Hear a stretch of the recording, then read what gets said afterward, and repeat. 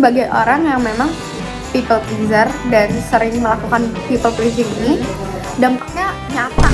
Sebenarnya di posisi rugi itu kamu, bukan dia.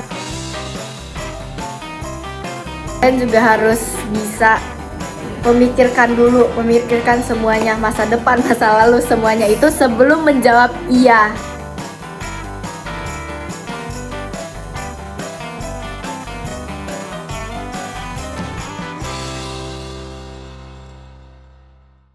Hey pendengar, kamu lagi dengerin Sore Talks, isi soremu Dengan penuh makna bersama Divisi Sore.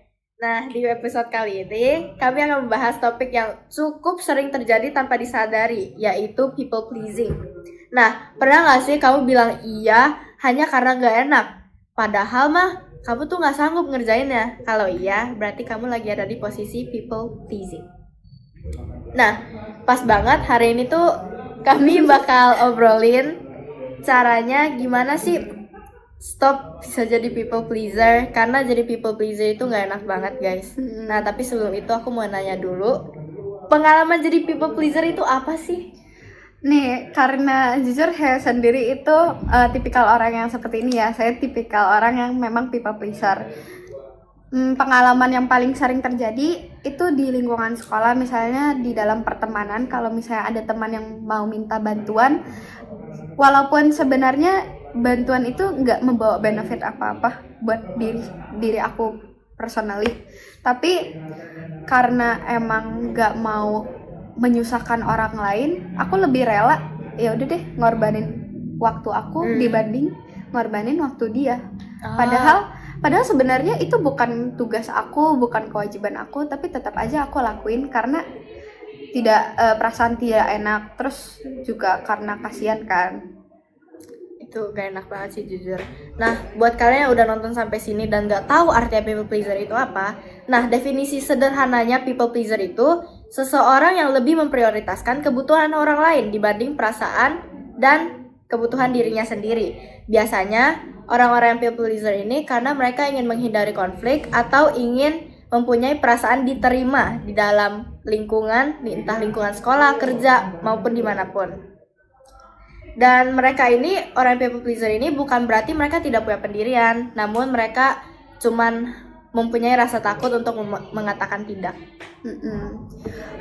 Saya setuju sih. Menurut saya faktor utama seseorang tuh bisa menjadi people pleaser itu karena mereka takut ditolak oleh masyarakat. Misalnya kayak di lingkungan sekolah, kalau misalnya aku nolak nih permintaan teman aku nggak jadi nolongin dia, saya takut kalau misalnya teman itu mungkin ngerasa aku egois, atau mungkin teman itu jadi nggak mau temenan lagi sama aku karena hal itu. Nah, itu tuh salah satu faktor utama yang bisa memicu people pleasing. Itu juga faktor lainnya kayak misalnya kayak kurang percaya diri, itu juga bisa jadi faktor people pleasing karena kamu nggak punya rasa nyaman untuk menolak orang lain. Bener. Jadi kamu mencoba segala cara biar orang itu tuh segan sama kamu ya. Nah, terus kalian juga harus bisain jadi orang baik dan people pleasing, karena beda banget guys. Karena kalau misalnya kalian udah jadi people pleaser, dampaknya itu lebih berat. Iya, benar. Lebih berat. Contohnya aja stres dan kelelahan. Kalian bisa aja stres dan kelelahan karena terlalu capek untuk memenuhi kebutuhan orang lain ini dibanding kebutuhan diri kalian sendiri. Kalian juga bisa kehilangan jati diri karena kalian lebih mementingkan perasaan orang lain dibanding diri sendiri. Kalian juga jadi tidak tahu mau apa. Kalian juga jadi gampang dimanfaatkan karena kalian tidak bisa berkata tidak, kan selalu berkata iya, walaupun itu bukan request yang gampang, tapi kalian tetap jawab iya. Dan itu juga bisa mengarah kalian ke susah mengambil keputusan. Dari semua dampak-dampak ini, jujur sebagai orang yang memang people pleaser dan sering melakukan people pleasing ini, dampaknya nyata teman-teman. Dan itu tuh sangat lelah karena yang harusnya waktu yang bisa kamu luangkan untuk diri kamu sendiri, untuk mungkin hal-hal yang bisa aja lebih produktif dan meningkatkan skill kamu gunakan untuk membantu orang lain yang sebenarnya bisa aja tidak mengapresiasi apa yang kamu lakukan. Kalau misalnya orang yang kamu bantu mengapresiasi dan mengingat budi baik kamu, itu hal yang bagus. Iya. Tapi kalau misalnya memang ada beberapa orang yang kurang bisa menghargai kamu, yang ada kamu dimanfaatkan. Iya, gitu. betul. Terus kalian juga harus bisa memikirkan semuanya, masa depan, masa lalu, semuanya itu sebelum menjawab iya. Iya, benar. Karena kalau misalnya kamu jawab iya tapi kamu sendiri nggak merasakan benefit apa-apa, itu sebenarnya di posisi rugi itu kamu, bukan dia. Yang rugi itu diri kamu sendiri. Jadi kamu harus belajar menerima kenyataan bahwa semua orang tuh nggak bisa segan dengan kamu. Betul. Kalau aku bantu 10.000 orang, nggak mungkin 10.000 orang itu belum tentu mereka suka sama saya. Walaupun aku udah mencoba sebisa mungkin, mau bagaimanapun aku turutin permintaan mereka. Aku bantu, aku layanin, mereka mau ngapain ya udah saya iya aja gitu. Tapi kan bisa aja mereka tetap tidak suka sama saya karena perasaan mungkin faktor-faktor lain. Karena mau kamu people pleasing siapapun pun bisa aja orang itu mikir kalau kamu itu sok baik. Padahal mah emang kamu emang jati dirinya emang mentingin perasaan orang lain. Pada dasarnya kamu emang gitu. Jadi ya susah lah kalau misalnya kita menempatkan diri kita di lingkungan seperti itu, kan kita nggak pernah tahu ya perasaan orang lain seperti apa.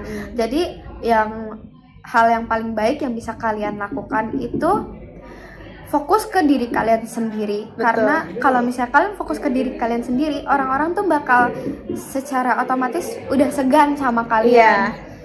Kalian udah misalnya kalian baik, tapi kalian sewajarnya baik, tuh tahu batasan gitu, dimana kalian gak sanggup, kalian gak bakal membantu, kayak mengeluarkan effort kalian 100%. Betul. Nah, aku ada tips yang mungkin gak semua orang tahu. Kalian itu harus mengambil keputusan iya atau tidak atau apapun itu dalam perasaan netral. Iya sih, kayaknya banyak yang kayak lebih, mereka cenderung memilih keputusan yang salah atau spontan karena mereka lagi ngerasa emosi, marah, sedih. Karena bisa aja Lupita mungkin minta tolong aku buat bukain botol, tapi karena perasaan aku lagi sedih, marah, aku jadinya bentak-bentak Lupita. Padahal mah sebenarnya kita harus mengambil keputusan di saat perasaan netral, biar kita tidak akan kita bisa kecewa di masa depan. Selain itu bisa juga kita kasih boundary ke misalnya teman-teman atau lingkungan kita. Kamu harus bisa tahu batasan kamu sendiri. Misalnya si CG minta aku bantuin sesuatu yang mungkin aku emang gak mampu melakukan. Aku tuh harus tahu gimana caranya menolak si CG, karena memang sebetulnya saya gak tahu cara melakukannya gimana. Dan saya gak sanggup membantu, tapi saya udah ngomong iya. Kan gak enak untuk aku dan gak enak untuk si CG juga.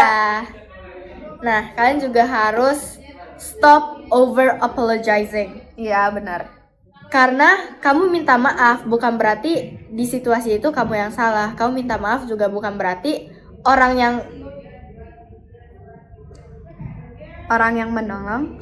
Orang yang menolong ini bakal maafin kamu gitu. Jadi kayak kamu minta maaf di saat perlu saja. Minta maaf itu di saat emang kamu salah saja. Dan kalau misalnya partner bicara kamu ini salah dan dia tidak mau minta maaf, ya sudah, biarkan saja. Itu juga stop over apologizing juga bisa dikaitkan dengan mungkin kepercayaan diri ya. Dengan kalian berhenti over apologizing, itu tuh bisa perlahan-lahan membangun kepercayaan diri kalian. Karena kalian udah tahu nih, oh saya memang gak salah di posisi ini, saya gak harus minta maaf karena aku punya self respect. Kamu hormat pada diri kamu sendiri dan kamu punya batasan gitu. Itu balik lagi, kamu harus jujur pada dirimu sendiri. Iya, memang harus fokus ke lebih ke personal ya, kita nggak bisa selalu membahagiakan orang lain.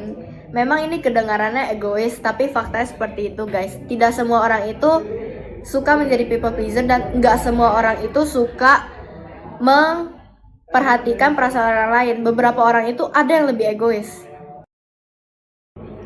Jadi kita tuh kesimpulannya adalah kita harus pintar-pintar memilih di mana orang yang baik dan orang yang memang dia people pleaser. Jadi kalau misalnya memang kalian ngerasa kalian sendiri people pleaser atau kalian tahu seseorang yang people pleaser, coba dinasehatkan dengan baik dan kamu coba aja mengedukasi mereka tentang people pleasing, karena bener guys, dampaknya itu nyata. Nah itu tuh bisa di level intensitas yang berbeda-beda tergantung individunya masing-masing gitu. Kita sebenarnya nggak bisa memberikan solusi yang benar-benar pas, karena balik lagi itu berbeda untuk semua orang. Bisa aja bagi aku solusinya adalah berhenti over apologizing, tapi bisa aja buat orang lain itu tuh lebih ke membangun kepercayaan diri. Tuh, kan harus bedain egois dan jadi orang jahat guys. Karena orang yang egois pun kalau egois ringan mereka masih mempedulikan perasaan orang lain dan dirinya sendiri. Sedangkan kalau orang jahat, mereka benar-benar selfish yang dimana mau orang lain cedera di depan matanya pun mereka tidak akan bantu. Itu beda ya guys. Kalian harus pintar-pintar membedakan, karena walaupun terdengarnya kamu tuh jahat karena melakukan ini, sebenarnya bukan jahat teman-teman, itu lebih ke melindungi diri kalian dari lingkungan yang mungkin kurang sehat atau perbuatan kalian sendiri yang kurang sehat. Ya berarti ya kan harus sayang pada diri kalian sendiri, karena nggak semua orang itu bisa sayang pada dirinya sendiri. Dan kalau emang kamu udah berhasil sayang pada diri kamu sendiri, berarti kamu keren. Iya, you need to love yourself before you love other people. Kalau misalnya kamu mau mementingkan perasaan orang lain, kamu harus mementingkan perasaan diri kamu sendiri dulu. Kamu harus belajar punya batasan, baru kamu bisa membantu orang lain. Oke, mungkin itu saja episode Sore Talk kita hari ini. Jangan lupa follow Instagram OSIS SMA dan juga subscribe ke YouTube OSIS SMA Pasung. Thank you. Bye-bye.